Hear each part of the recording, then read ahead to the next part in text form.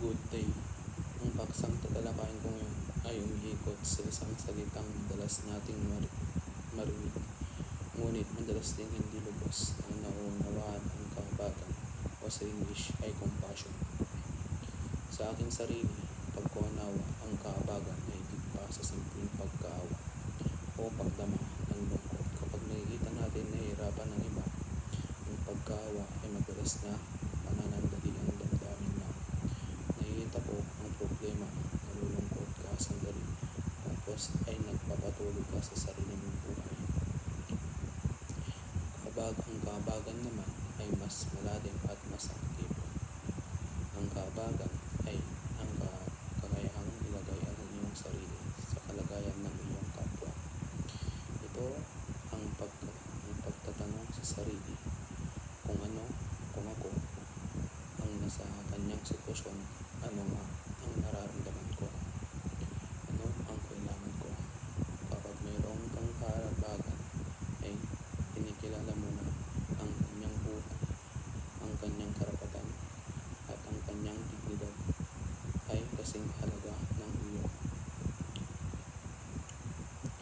Tulad ng tinalakay natin kay Levinas, ang kahabagan ay nagsisimula sa pagtingin sa mukha ng kapwa.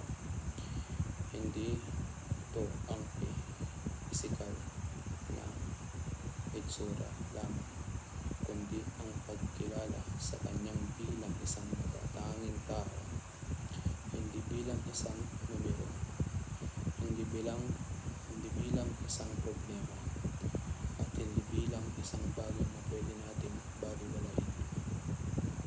Ang kahabagan ay ang pagtugon sa tahimik na panawagan ng kapwa.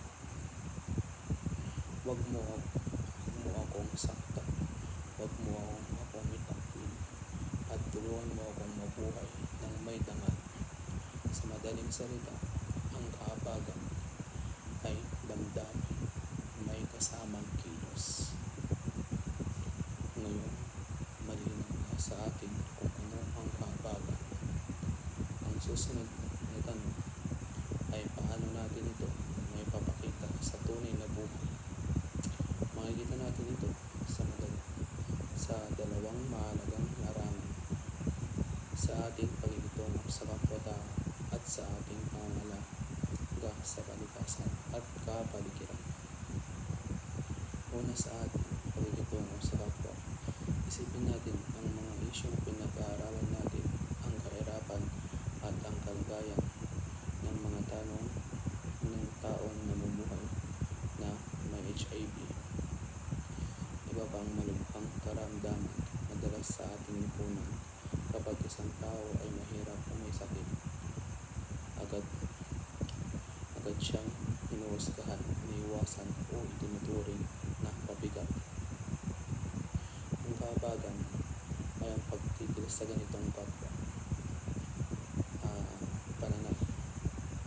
Kapag may kahabagan tayo, hindi natin tinitignan ang kanilang kalagayan bilang parusa o kabayaan, kundi bilang isang sitwasyon, dulot din ng kakulangan ng oportunidad, katarungan o impormasyon. Ang kahabagan ay ang pagiging sa kanilang kwento ng walang panghuhusga.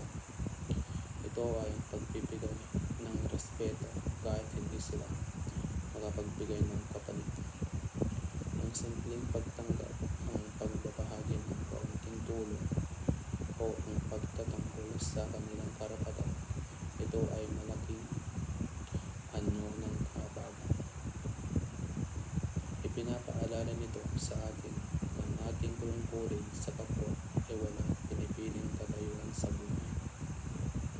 Pangalawa, ang kahabagan ay makikita rin sa ating pag-aalaga sa kapaligiran. Madalas nating naiisip na ang kahabagan ay para lang sa ibang tao, ngunit mali ito.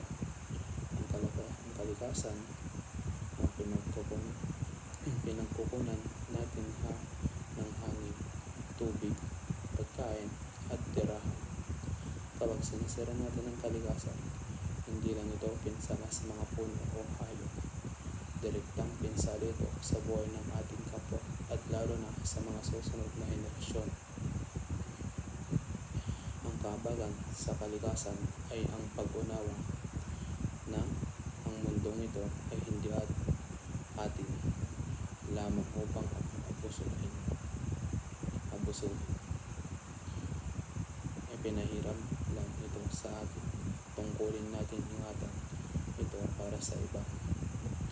Kapag tayo ay nagtitipid sa tubig at kuryente, nagtatapon ng basura at tamang lugar, umiiwas sa pagsunog ng basura o sumusuporta sa pagtatanim ng puno, pinapakita natin na may malasakit tayo hindi lang sa sarili nating kaginhawayan ngayon, kundi sa kinabukasan ng mga darating pa. Ang pagmamahal sa kalikasan ay pagmamahal din sa buhay ng lahat. Pero, hindi sapat na ang kahabagan ay nasa puno lang ng bawat isa upang maging tunay at matagalan ang pagbabago. Kailangan itong sa buhay ng ating mga samahan, paaralan at buong lipunan. Dito pumapasok ang mahalagang konsepto ng pagpapasya ng komunidad o sa English ay communal discernment. Ano ang ibig sabihin nito? Ito ay ang proseso ng paggawa ng desisyon kung saan hindi lang isang tao ang didikta kung ano ang gagawin. Sa halip, ang buong grupo ay nagsasama-sama upang makinig, magbahagi ng pananaw at mag-isip ng sama-sama para sa makita kung ano ang pinaka-mabuti at pinaka-makatarungan para sa lahat. Ang pagpapasya ng komunidad ay hindi lamang pagbuto o pagsunod sa gusto ng nakakarami. Ito ay mas malalim. Ito ay pagtingin sa bawat panig ng isyo, lalo na sa panig ng mga mahihina, mga walang tinig at mga madalas makalimutan. Kapag gumagamit tayo ng ganitong paraan, nasisiguro natin ng ating mga plano, patakaran at gawain ay hindi nakasasabit, hindi nakikinabang sa ilang lamang at puno ng malasakit.